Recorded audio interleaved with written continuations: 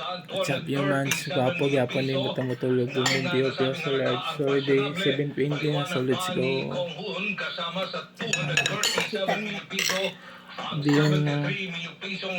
Diyon dito. Yan. Diyon.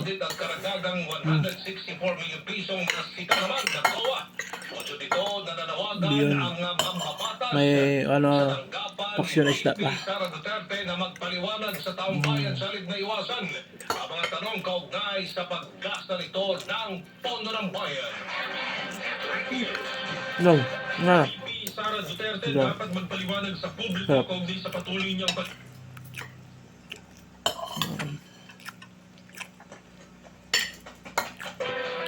Minority Leader at 4-piece Party List Representative Marcelino Libanan, dapat ipaliwanag sa publiko ni Vice President Sara Duterte ang patuloy nitong pag-isnab sa budget deliberations.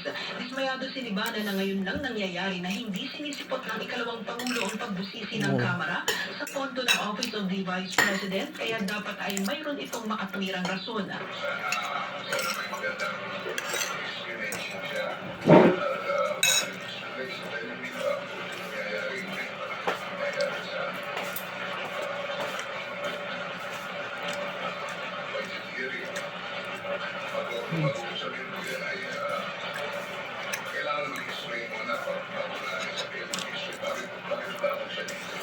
Sinabi naman ni Libanan na pag-aaralan ng minorya ang pagtapyas ng House Committee on Appropriations ng 1.3 billion pesos mula sa mahigit 2 bilyong piso na 2025 budget ng OVP, pero dapat itong matalakay ng husto.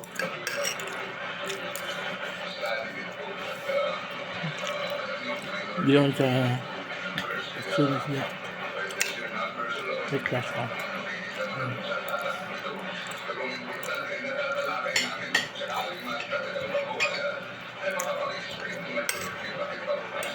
Kasama mo sa DSEC sa Lorimen, Manila, Radyo Man Grace Mariano, Parimen.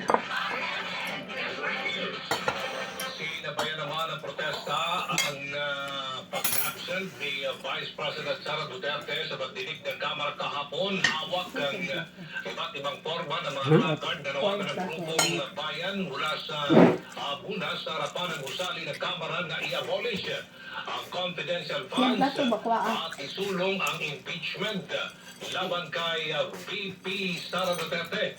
Pinapapuksa rin ng grupo ang namang uri ng pork barrel sa pondo ng pamalaan.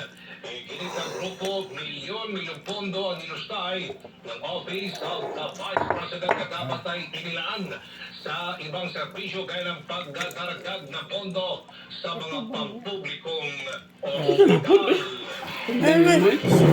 Pagkambalin mo. Badang naman. Senado ang 10.5 billion pesos na panukalang budget ng Office of the President sa susunod na taon. Sa presentasyong inihayag ni inilahad na Executive Secretary Lucas Bersamin, nakasaad na mas mababa ng 1.88% ang pondo ng tanggapan para sa 2025 kumpara noong nakaraang taon. Tiniyak naman ni Bersamin na sapat ang pondo para magampanan ni Pangulong Ferdinand Marcos Jr. ang kanyang mga tungkulin at institusyon. Senate President Pro Tempore Jinggoy Estrada na iakyat sa plenaryo ng Senado ang budget ng tanggapan na sinipundahan naman ni Senador Nancy Binay. We trust in the transparent and accountable stewardship of public funds by the Office of the President. In the spirit of extending parliamentary courtesy at the head of a co-equal branch of the government, I move that we terminate the briefing on the proposed 2025 budget of the Office of the President and that it be deemed submitted to plenary. I so move, Madam Chair. Madam Chair, I second the motion of our Senate Pro Tem. Kinilala naman ni Senador Jace Pong ang bag ng ilahe Ay, sa ilalim ng tubig, Office of the baso. President. Baso. Kaya ng PAOK at ng Presidential Office for Child Protection bago aprubahan ang budget.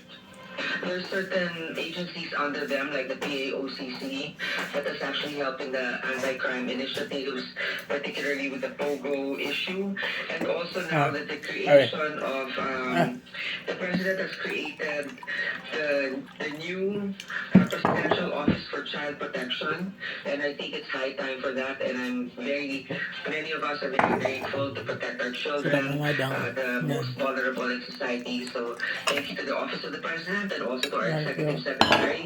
And with that, I move that the budget of the Office of the President be submitted.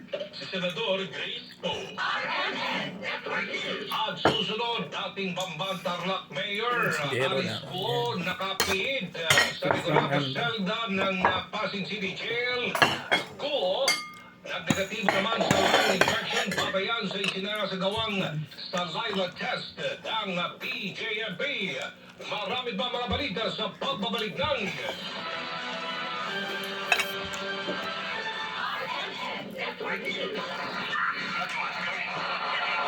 mula po sa RMN Broadcast Studios, Atlanta Center, Manila. Narito ang RMN Network News. Nandito tayo ngayon sa Ilagang Luzon. Dito ay hindi lugar pero hari sa Quiapo kita dito. Ay, bali. Makinig sa mga ilan ng RMN Networks para lagi kang una sa mga balita at impormasyon lalo na sa mga probinsya at maging sa lawas ng bansa. RMN Network News. 7 ng umaga, alas 12 ng tanghali at alas 5:30 ng hapon. Huwag din kalimutang mag-follow, mag-subscribe at i-like ang mga social media accounts ng RMN News sa Facebook, YouTube, Twitter at TikTok para kompletos regalo sa inyong araw. Yan ang tatak RMN. Reaching billions nationwide, worldwide. Nagbabalik ang RMN Network News. Nakabit na ngayon si dating Bamban Tarlac Mayor Alice Guo sa Pasig City Jail Female Dormitory kasama ng 43 iba pang preso matapos na magnegatibo sa lung infection batay na rin sa ginawang saliva test sa kanya. Ayon kay BJMP spokesperson Jail Chief Inspector J. Rex Bustinera, pasado alas 3:43 ng hapon kahapon nang ipasok sa selda Sigo kung saan sumalang muna ito sa booking process at mugshot. Unang dinala ang sinibak na alkalde sa isolation room kasama ang 3 iba pang may sakit na TB matapos siyang makitaan ng infection sa kaliwang baga. Muli namang nanindigan si Bustinera walang COVID treatment na ibibigay kay Go. Kahapon, biglang nagkaroon ng pagbabago sa paglilipat kay Go. Sa nasabing gulungan, nang aprubahan ng korte ang mosyon na inihain ng kampo ng sinibak na alkalde na manatili muna siya sa PNP Custodial Center dahil sa banta sa buhay. Pero makalipas ang 1 oras, muling naglabas ng order ang korte na dapat manatili na sigo sa City o sa Pasig City Jail Female Dormitory. Nakatakda namang dumalo sa pagdinig ng Senado ngayong araw si Alice Guo. Sa batala, sumuko sa NBI, National Bureau of Investigation, ang 7 pang kapwa-akusado ni Mayor Alice Guo kaugnay sa direg na pogo sa Bamban para sa bilang sa mga sumbuko ang itinuturong Pangulo ng Zunhua Technology na si Jamie Lynn Santos kasama rin ang umano'y incorporator na sina Rachel Joan Carion, Roderick Paul Pojante, Juan Miguel Alpas, Rita Iturralde, Rowena Evangelista Telma Larana. 5 sa kanilang sumuko sa NBI Regional Office Central Luzon habang 2 sumuko naman sa Organized and Advanced National Crime Division. Nananatili namang pinaghanap ang mga Chinese kapwa-akusado at dahil kay NBI Director Jaime Santiago na pilitan silang sumuko dahil sa banta sa kanilang buhay at umasang mabibigyan ng proteksyon ng otoridad. Inasikaso na ng NBI na mayatid sa Pasig City Regional Trial Court ang return of warrant at ang committee order ng korte para malaman kung saan pasilidad dadalhin ang mga akusado. Tinawag ng PNP-CIDG na chismis at walang basehan ang sinabi ni PANCOR Senior Vice President Raul Villanueva hinggil sa umano'y mga tumulong na dating PNP chief sa pagtakas ng bansa ni dating Bamban Tarlac Mayor Alice Guo. RT-CIDG Director Police Major General Leo Francisco, nagkausap sila sa telepono ni Villanueva ni PAGCOR Senior Vice President Raul Villanueva at inamin nito sa kanya na walang basehan ang sinabi niya sa nakaraang pagdinig. Dagdag pa ni Francisco, handa namang humarap sa media si Villanueva sa susunod na Senate hearing.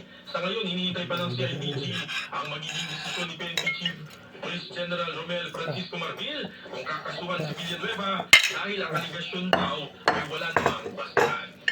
Lahat ng negosyo naman ni